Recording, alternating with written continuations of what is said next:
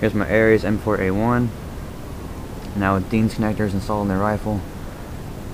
And I also got the Tenergy Smart Charger.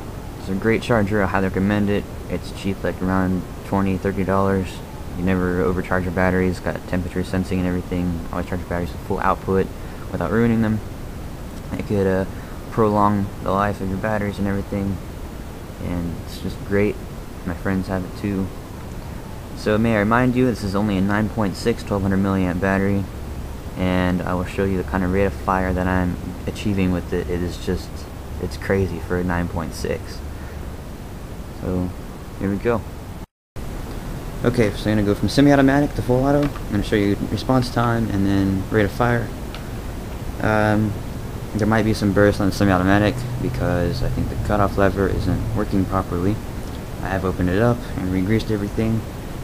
Even before that it was messing up. I would buy a replacement, but this gearbox is a lot different from a standard M4. It's got an electronic trigger in there and electronic switch or whatever, not a mechanical. So the cutoff lever is a different type of design, and I don't think it's available for this gun unless I contracted ARES, but I think that the same problem would occur. So anyway, I'm gonna go ahead and get on with this and enjoy.